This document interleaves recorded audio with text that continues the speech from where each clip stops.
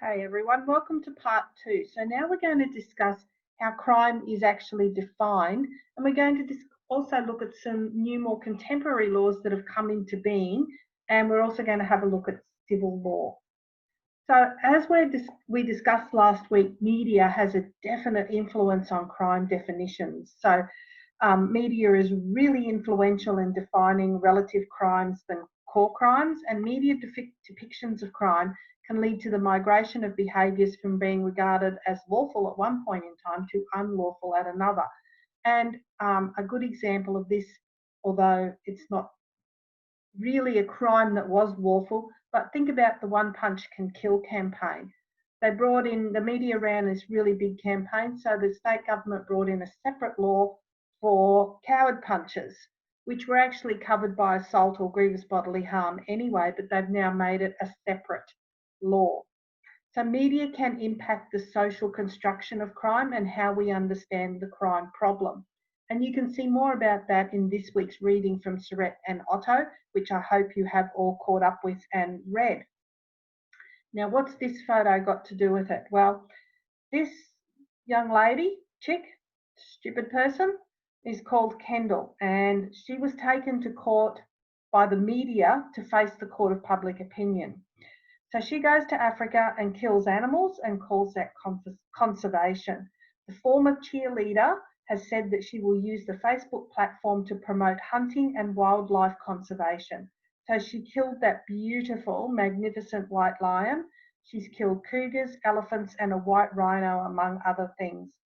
So all of us in society decide what should be a crime and what we can tolerate. If this was happening in Australia, I don't know that we would tolerate it. This happens in Africa on reserves where the animals are actually bred for the sport of game hunting, if you could call it a sport. This is quite widespread, and a lot of people are starting to react against it. If you've ever heard of the comedian Ricky Gervais, he is a very, very big proponent of getting this banned, and he's a very big animal activist. Okay, but think about things like gay marriage. 30 years ago, it was illegal to be gay. Now it's not only legal, like I said in the first part, but you can actually get married as well. So how do we construct crime? Well, knowing what's right and wrong is not a natural phenomenon. You are not born knowing what is morally right and wrong, because I can bet 10 to 1 that when you were kids, as probably I did when I was a kid, you fought with your brothers and sisters, you probably bit people, took toys from others, yelled and screamed. And how did you learn not to do that? Well, you were socialised. It is socially and politically constructed. Well, what does politics have to do with it? Well, they're the lawmakers. They take into account what we, the public, want to see happen, and they turn it into law, such as the vote for gay marriage, where everyone was posted out the voting forms, everyone voted, it was sent back, the majority said, yes, we want it to happen, so it became law. So it occurs when lawmakers decide to criminalise certain behaviours. So here's a really good one for you. Did you know that in the United States, you can't buy Kinders, you know, those little egg things for kids with a little toy inside? You can't buy them because they're a choke hazard. But you can go and buy a gun. Figure that one out. Laws are created to deal with contemporary problems, and laws are also repealed when no longer relevant. So dealing with contemporary problems, an example is that Donald Trump told those on welfare in the US what they can buy. So they weren't told they're not allowed to have soft drink or branded milk, they have to buy generic milk. That's an extreme, but he brought that law in to try and stop people on welfare, I guess, from spending their money on things they shouldn't, because obviously they can't choose that for themselves. But what are some contemporary laws, stuff that has changed in the last, 15 years or so, although the first one changed in Queensland in 1989, and that's rape in marriage. So up until 1989, and Queensland was the last state, the Northern Territory came after Queensland in about 94, and that was it for Australia then. So as you can see, rape in marriage is really only a fairly contemporary law. Anything that is a computer offence has come in the last 25 to 30 years, because that's as long as we've had computers that have been readily accessible to the community. Decriminalising homosexuality, it was against the law and people did get into trouble for it. Terrorism, it's always been around, but it's become so much bigger since 2001 when the planes were flown into the towers. The deliberate spreading of HIV. So HIV, well before many of you or most of you were born, in the 1980s became a really big thing. We had these ads on TV featuring the Grim Reaper sending down bowling balls in a bowling alley and wiping out whole families.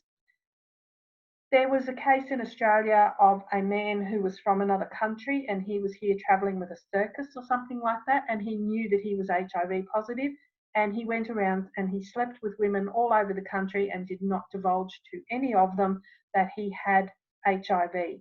So that then became a new law, the deliberate spreading of HIV by not making partners aware and taking steps such as wearing a condom to stop from spreading. Using a mobile phone while driving, well, you all know that one because that one has just been getting harsher and harsher penalties. Possessing child abuse games. So the laws around pedophilia and child pornography and child abuse games has become more relevant with the advent of the internet. Before that, everything had to be printed out and be in person. The internet has just made it so much easier for these people to do what they do, which is abhorrent, but that's what they do. Chroming, so the sniffing of petrol or aerosol inhalation, so spray paints. We now have age restrictions on the buying of paint and petrol in the Northern Territory. And in the Northern Territory, the component that makes you high has been removed from the petrol, at least altogether. If you go into Bunnings, you'll notice that all of the aerosol spray paints are all locked up and you have to show proof of age, as in over 18 or 18 and over, to be able to purchase it. So chroming was a really, really big problem a couple of decades ago, and that was the way they got around it, was to just remove the chemicals from it that made you high. Hooning, a really big one, very relevant to me because they hoon outside our place just about every night of the week and they're driving us mad, but it's becoming a much bigger problem. And some research is suggesting that since COVID came in and the price of fuel went so low, that's why there's a lot more hooning going on because petrol's so cheap. So we'll see if it all changes at all when the price of petrol goes back up again. And bikies. So there were all these laws that came in around bikies on the Gold Coast, which we discussed a little bit in week 2 with the moral panics. So these are some of the contemporary laws that have changed in the last 15 up to 30 years or so, and more recently as well with mobile phones while driving. Okay, so civil law. Covers accidents, contract disputes, all sorts of things that go on that are not criminal. So wills are a really, really big one where someone has written out a will and someone who didn't get something out of it that thought that they might challenge it in court. Wills are not actually worth the paper that they've written on because anybody can challenge them. So you see a lot of the ads on TV, if you watch TV, for personal injury lawyers saying that call us and we'll see if we can get you some help. But this is all about the money. But some civil actions flow on from criminal action and it can be successful. And this is what happened in the O.J. Simpson trial. So O.J. Simpson, which was the first really, really big media type trial, they had a 24-hour TV station in America that was just dedicated to the O.J. Simpson case. You got to know not only him and his family, but everything about the defence and the prosecution. And it just ran 24/7 while this trial was going on. It was just huge. But at the end of the day, he was found not guilty of the murder of his ex-wife, Nicole Simpson Brown, and the other man that died, whose name just escapes me at the moment. So her family sued him for her unlawful death, even though he was found not guilty criminally of killing her, but he was found civilly liable for the tort of wrongful death in the civil trial. And he was ordered to pay $33 million in damages to both Nicole and the other man's families for causing their death. So that was a really interesting one. I don't know if he's ever paid it. He actually ended up in prison again for something else, not related to this trial at all. So you can see that even though he was found not guilty, he was then sued and found to be liable in the court. So what is the role of criminology in all of this? Well, we're interested in all aspects of lawmaking and law enforcement. So we're interested in people within the criminal justice system and also once they have left the system.